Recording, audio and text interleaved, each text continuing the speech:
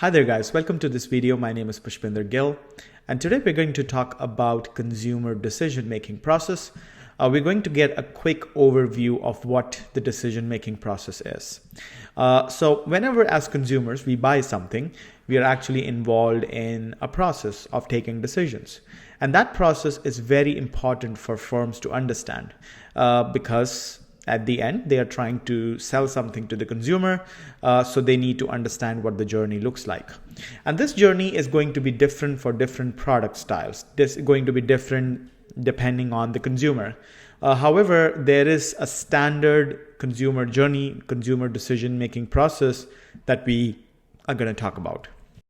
Okay, so it actually has these 5 stages.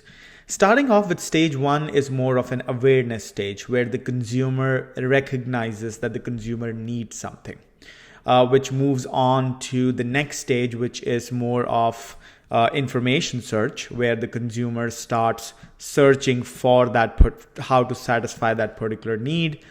So the consumer stumbles upon some sort of alternatives and consumer starts evaluating those alternatives.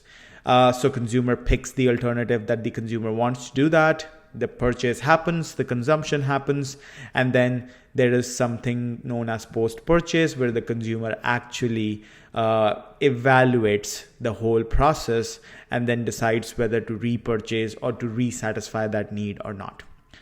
Sounds a very simple process. It is very simple. So let's just dive deep into each of these stages.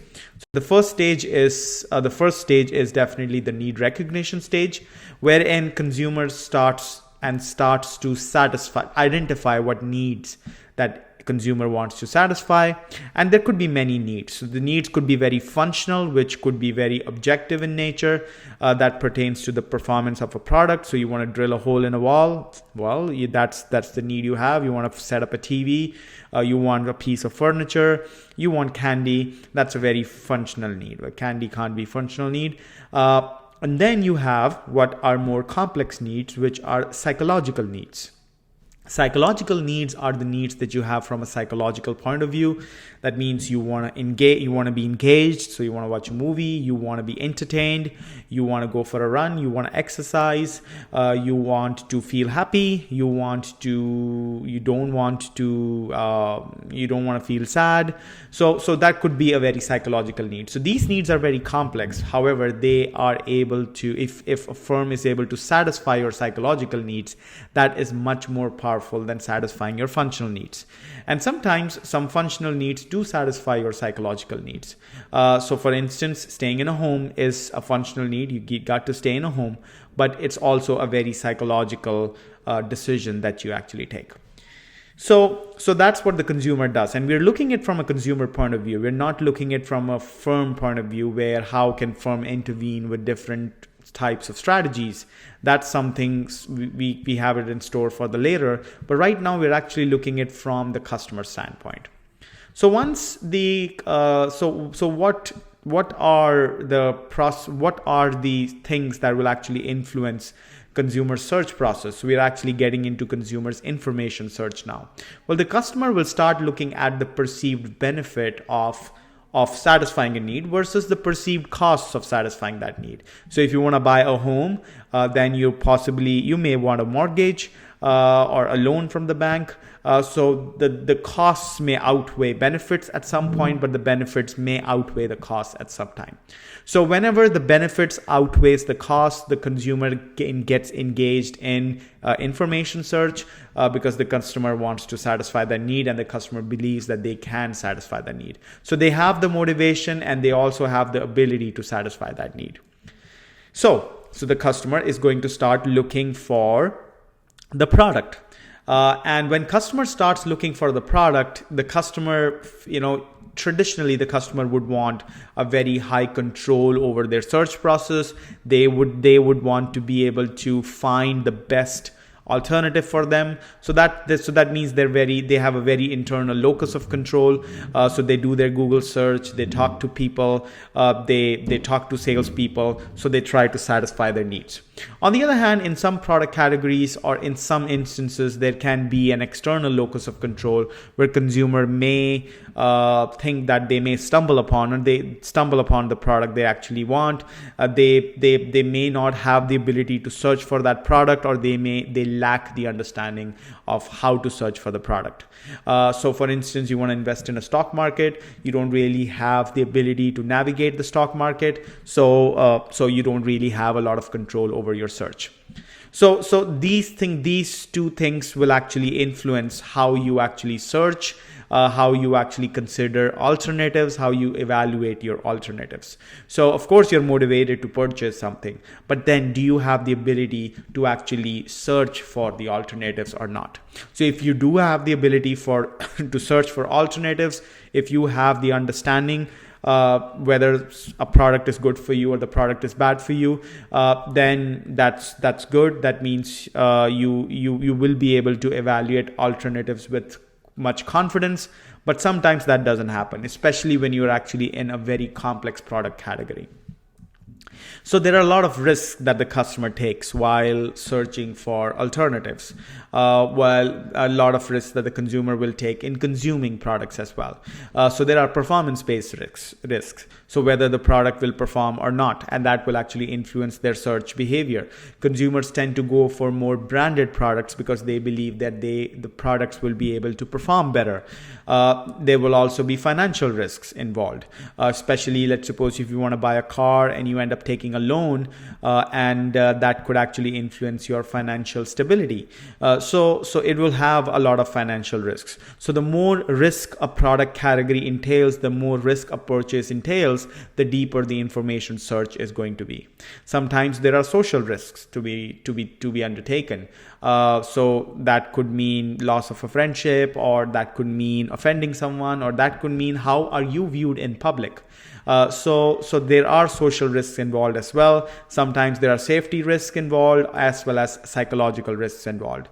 So the more the risks that are there, the deeper the search is going to be, and the more careful the customer is going to be whether to buy a particular product or not. So if you want to go bungee jumping, there's a lot of safety risk involved. If you want to buy a car, there's also safety risk involved, and consumer is going to do a much deeper search there wherever there is such risk.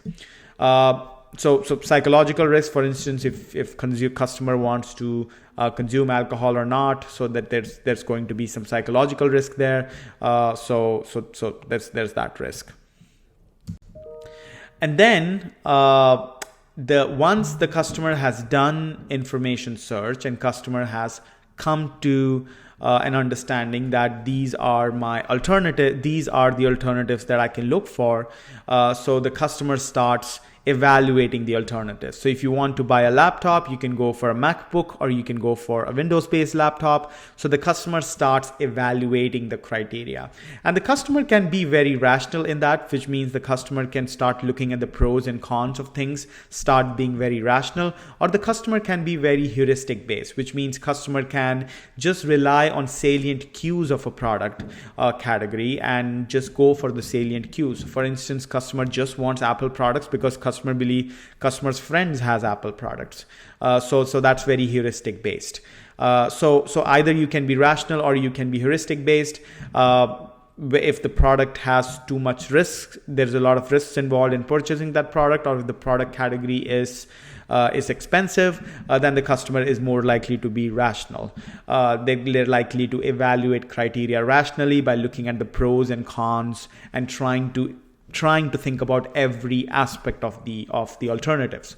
On the other hand, customers can be very heuristic based as well, where they just look at some salient cues and they just quickly choose their product category. Something probably that you may do when you go buy cake or when you go buy candy, because there's not a lot of thinking to be done here. So you're being very heuristically based, or you just choose the product with the best packaging in that sense. So that's what the evaluative criteria is. And after that, what the customer does is the customer creates some attribute sets. So attribute sets are the set of products that the customer is considering to buy. And there are actually three sets which are evoked. which the customer goes through. The first is universal, which is every possible product category, every possible brand that the customer could try out. So if a customer is planning to buy a laptop, so every laptop out there is in the universal set. But then the customer goes through some information search, and customer finds out, okay, these are the brands that the customer should be looking at. It could be from word of mouth, it could be through information search on Google or on other search engines. So that's what's called a retrieval set, which is the set through which the customer is going to buy. And then last is the evoked set, which is the actual alternatives which the customer is going to evaluate which one to buy from. So imagine if you want to buy a laptop. So any laptop that you could buy is in the universal set. Then you do some information search and you're looking at different laptops. You end up looking at Dell, you end up looking at Lenovo, you end up looking at Apple, you end up looking at Acer. So all those are your retrieval set. And at the end, you say, okay, do I want to go for Microsoft Surface Pro or do I want to go for MacBook Pro? So both of them are your evoked set. So the evoked set is the set through which you actually go ahead and purchase your product. And after you have purchased your product and you've consumed that product, then comes again a very important stage, that is post-purchase stage. What happens after you've purchased your product? So there can be two different situations out of it. The first situation is, are you satisfied? If you're satisfied, then that's good. But what if you're not satisfied? Then what you get as a customer is cognitive dissonance, pain, mental pain. That's what you get. So what you try to do when you have mental pain or when you have cognitive dissonance, you try to reduce it by as much as possible. So either you can make so whenever there is cognitive dissonance, you the customer will always try to reduce that pain. So that could be by going to social media, writing out reviews, or spreading negative word of mouth. So all that. So customer is likely to do something when there is cognitive dissonance, and that's where firms typically intervene. Whenever they feel that, whenever the firms know that there is cognitive dissonance, they're actually likely to intervene to reduce that cognitive dissonance by offering a refund or offering an exchange, because they want to reduce that cognitive dissonance by as much as possible. And if you're actually satisfied and you end up in repurchase behaviors, and if you keep on purchasing the product again and again, especially if it's a product category which needs to be repurchased in some time, then you're likely to be engaged in customer loyalty behaviors. Then you become loyal to that particular brand. Now that was a very short description of the consumer decision-making journey, and we can deep dive into each part, and we could be spending an hour talking about it. So that's what a consumer decision making journey is, and then there are many factors that actually influence the decision making factors. It could be the marketing factors. What kind of product is it? Is it an iOS? Is it Android? If you're thinking about phones, it could be the price, which can influence a customer, and again, it will depend upon the type of customer and type of purchase. It's not always the case that lower price is always preferred, but in some product categories, higher price is preferred, especially in the luxury category.